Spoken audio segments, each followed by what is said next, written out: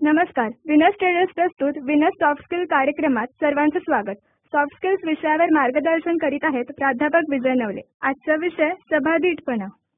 प्रभावी वक्तृत्वासाठी काय करावे? खरं तर बोलणं ही जी कला आहे ती ऐकण्यानंतरची आहे. त्यामुळे ज्याला उत्तम वक्ता व्हायचंय त्याने अनेक वक्त्यांची, चांगल्या वक्त्यांची, चांगल्या शैलीमधली भाषणं ही सतत ऐकली पाहिजेत. ही खूप भाषणं ऐकल्यानंतर, यांचा नीटपणे अभ्यास केल्यानंतर आता मग हा खऱ्या अर्थाने असलेला श्रोता स्वतःला वक्ता म्हणून पाहू लागतो. तो त्या समोरच्या वक्त्यांमध्ये आपल्याला स्वतःला व्हिज्युअलाइज करायला लागतो.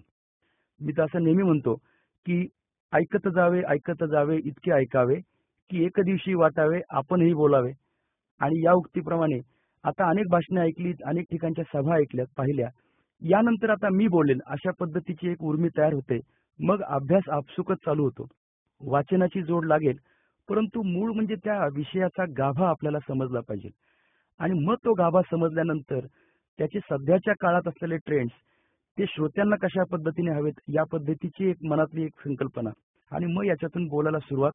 मला असं वाटतं की प्रभावी वक्तृत्वासाठी अनेक पद्धतीचा माध्यमातून हा झालेला अभ्यास, त्यानंतर स्वतःचं एक्सपोजर, म्हणजे पोहायला शिकायचंय तर पोहण्यासाठी पाण्यात उतरलं पाहिजे, त्या पद्धतीने वक्तृत्व करायचंय तर मग सभांमध्ये व्यासपीठावरती उभं राहावं लागेल.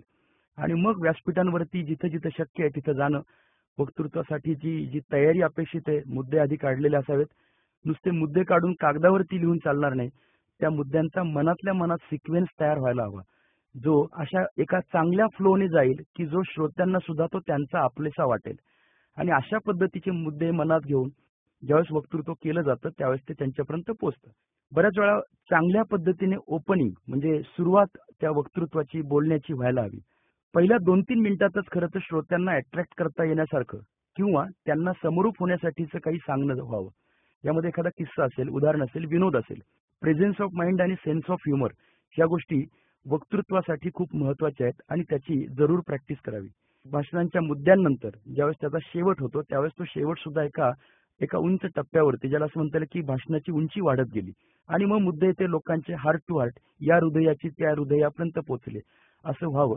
आणि मग उत्तमपणे शेवट केल्यानंतर आपण थांबावं. मला असं वाटतं की ह्या प्रभावी वक्तृत्वासाठी ही प्रॅक्टिस ही निश्चितपणे उपयोगाची आहे.